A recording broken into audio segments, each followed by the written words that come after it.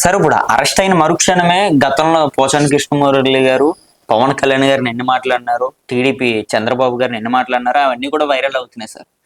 అదే వాళ్ళ ఇప్పుడు ఇది ఒక డైవర్షన్ పాలిటిక్స్. అవును సార్. ఇప్పుడు ప్రజలు మిగతా విషయాలు ఏమి మాట్లాడకుండా ఈ 2-3 రోజులు రాబోయే వారం రోజులుగా ఈ మాట్లాడతారు.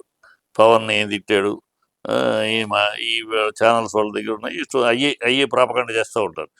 ఇప్పుడు ఏంటంటే తప్పే ఉంది, జనాలు కూడా పబ్లిక్ కూడా ఇలా మాట్లాడినప్పుడు తప్పే ఉంది, అది జస్టిఫై చేయడానికి అది స్ట్రాటజీ.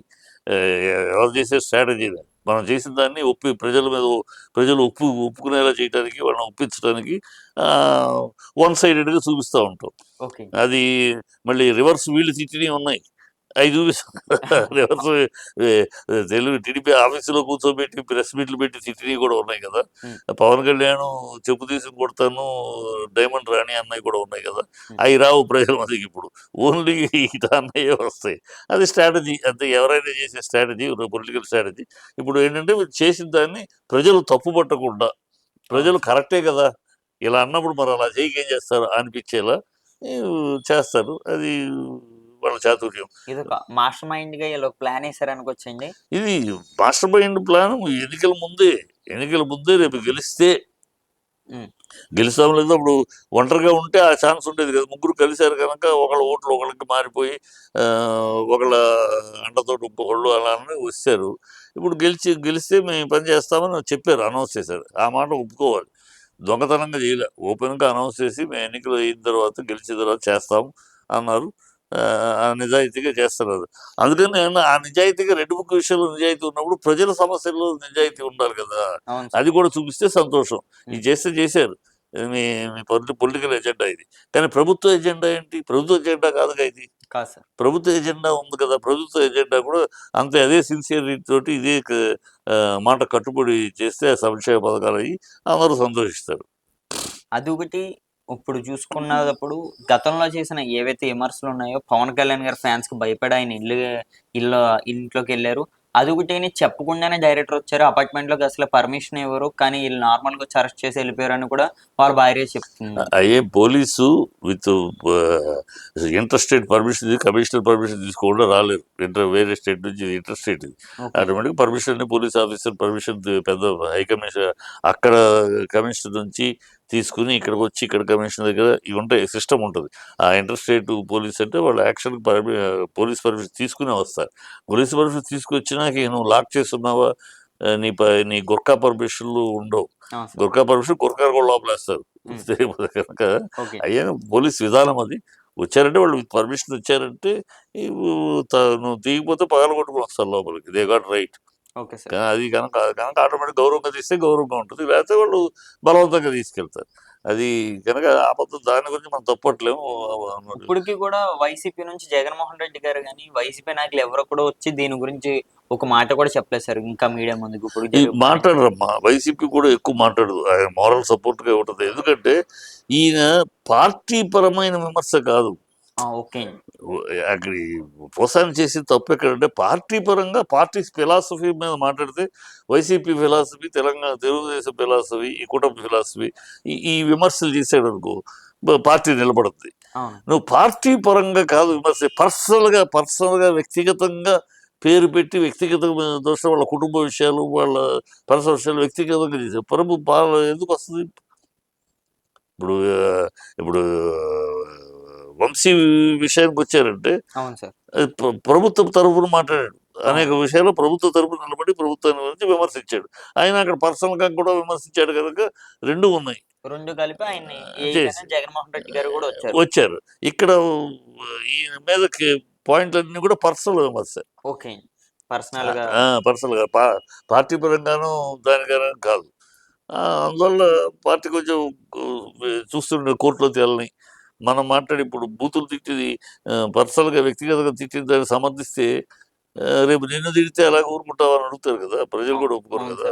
నీ తల్లిని తిడితేను నా కొడుకులారా ఊరు అంటే పద్ధతి కాదు కదా.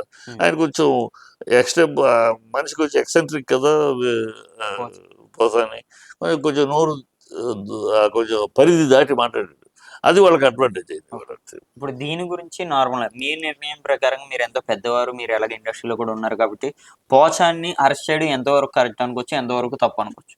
ఇప్పుడు తప్పులు చూస్తే ఇవాళ రాజకీయ వ్యవస్థలో తప్పులు చూసే పరిస్థితి లేదు. మోరల్స్ తప్పులు విధానం వీటి గురించి మాట్లాడే స్థాయి లేదు ఇవాళ రాజకీయాల్లో. అవును సార్. తప్పు మమ్మల్ని అన్నారు, మేము అధికారులకు వచ్చాం, మిమ్మల్ని బొక్కలో వేస్తాం. దేశవ్యాప్తంగా ఉన్న రాజకీయం ఇదే.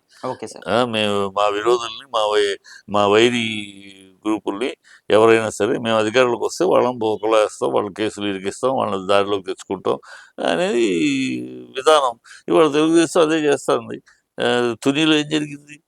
తునిలో ఒక సీట్ లేకపోయినా వైస్ చైర్మన్ పోస్ట్ కోసం అని అందరినీ కిడ్నాప్ చేశారు కదా, టీవీలో వస్తుంది కదా. అవును సో సార్. అధికారంలో ఉన్నప్పుడు మా ఇష్టం అనేది ఒక అలవాటు అయిపోయింది ఈ సమాజంలో, ఈ దేశంలో ఒక రాష్ట్రం కాదు, ఇంకో రాష్ట్రం, ఏ రాష్ట్రంలో అధికారంలో వస్తే ఇమీడియట్గా ప్రత్యర్థుల్ని లొంగ తీసుకోవటం, ప్రత్యర్థులు జైల్లో పెట్టడం, ప్రత్యర్థుల్ని ఇది చేయటం, అధికారాన్ని ఉపయోగించి అన్ని రకాలుగా చేయటం అనేది దేశవ్యాప్తంగా అలవాటు అయిపోయింది. ఆ అలవాటే ఇక్కడ కూడా అంతే. కనుక ఇది తప్పులు అనే మాట్లాడే అసలు అధికారంలో ఉన్న పార్టీ తప్పు ఒప్పే అంటది, నేనేం చేసినా ఒప్పే అంటది. ఓకే. ప్రత్యర్థి పార్టీ తప్పే అంటది కదా. దీంట్లో తప్పులు బేరీజ్ చేసుకునే అవకాశం లేదు ఇలాంటి సందర్భాల్లో. ఇది ఈ దేశవ్యాప్తంగా జరుగుతున్న ఒక దుర్మార్గమో, దుర్నీతో, ఒక విధానమో, ఒక ప్రభుత్వ విధానం ఇలా ఉండటం శోచనీయం తప్పితే మనం ప్రజలుగా ఇలాంటి పరిస్థితి కోసం కాదు, మనం ఓట్లేసింది ఇందుకు కోసం కాదు. మనం ఓట్లేసింది ఆయన కన్నా ఈయన ఏదో బాగా ఇస్తా అన్నాడు, ఆయన కన్నా ఈయన ఏదో మంచి చేస్తా అన్నాడు, ఆయన కన్నా ఈయన ఏదో మనకు మన కుటుంబ జీవితాలకు మంచి చేస్తా అన్నాడు అని వేసాము. అది కదా మనం రావాల్సింది. పోసాని కృష్ణమూర్తిని అరెస్ట్ చేస్తాను, ఇంకోళ్ళని అరెస్ట్ చేస్తాను, మాకేం లాభం, మాకేం ప్రయోజనం, ప్రజలు ప్రశ్న మాకేం దీనివల్ల ఒరిగేది ఏంటి? అవును సార్. మీకేదో మీ ఆత్మతృప్తి, మమ్మల్ని తిట్టాడు కనుక ఆ రోజు తిట్టాడు, ఇవాళ మేము లోపలేస్తున్నాం మీ ఆత్మతృప్తి అవ్వచ్చు, కానీ మాకు ఒరిగేది ఏంటని ప్రజలు. సో ప్రజలకు ఒరిగేది ఏంటో ఆలోచించాలి ప్రభుత్వాలు. ఈ కక్ష సాధింపులు, ఈ కార్యక్రమాలన్నీ ప్రజలు హర్షించరు. ప్రజలు దీన్ని ఒక ఒక సినిమాల్లో ఉంటాయి. అవును సార్. సినిమాల్లో కనుక వేలను విలన్ వాళ్ళని హీరోని సాధించడాలు, కొడితే వీడి సినిమాలో, నిజ జీవితంలో ప్రజలు ఇట్లా హర్షించరు. మాకేంటి, నువ్వు ఎవరిని అరెస్ట్ చేస్తే మాకెందుకు, మాకేంటి దానివల్ల మాకు ప్రయోజనం ఏంటి? ఫలానా వ్యక్తిని అరెస్ట్ చేయడం వల్ల మీకు ఇది ప్రయోజనం చెప్పండి, మేము తప్పులు కొడుతూ సంతోషిస్తాం. మాకేంటి ప్రయోజనం? మీ పర్సనల్ ఎజెండా ఇది, ప్రభుత్వ ఎజెండా కాదు, పాలసీ కాదు కదా. అవును సార్. మీకు ఎందుకోసం కనుక మేము గెలిపించింది, నన్ను దీనికోసం గెలిపించమని అడిగారు లేదుగా. మీరు ఆ లేదు సంక్షేమ సార్. పథకాలు ఇచ్చి కదా అవును. అడిగారు, సూపర్ 6 చెప్పి కదా అడిగారు, అమ్మాయిలు తప్పిపోయారని అబద్ధం చెప్పి కదా అడిగారు హ్మ్. కదా. అవును. మీరేమి మమ్మల్ని గెలిపిస్తే వీళ్ళందరిని అరెస్ట్ చేస్తాం అదే మా ఎజెండా అని చెప్పలేదు కదా కదా. అవును సార్. కనుక అది జరుగుతుంది అంతే. సార్ సార్ ఇంకొక విషయం, ఇప్పుడు ఎమ్మెల్సీ ఎలక్షన్స్‌కి ముందే ఈరోజు ఎమ్మెల్సీ ఎలక్షన్స్ అయింది. పోచాని కృష్ణమూర్తి అరెస్ట్ ఒకటి అవ్వచ్చు. జీవీ రెడ్డి రాజీనామా. దీనికి ఏమైనా లింక్ ఉన్నదనుకోవచ్చా? జీవి రెడ్డికి ప్రస్తుతానికి కంపారిజన్ లేదు. జీవి రెడ్డి అతను కాంగ్రెస్లో ఉన్నాడు, తర్వాత కాంగ్రెస్ నుంచి తెలుగుదేశానికి వచ్చాడు, తెలుగుదేశానికి వచ్చి ఆ ఛానల్లో కూర్చుని స్పోక్స్ పర్సన్గా బాగా ఊదాడు. తెలుగుదేశానికి బాగా ఊది ఏదో వాళ్ళు ఎలక్షన్ అయినాక పదవి ఇచ్చారు.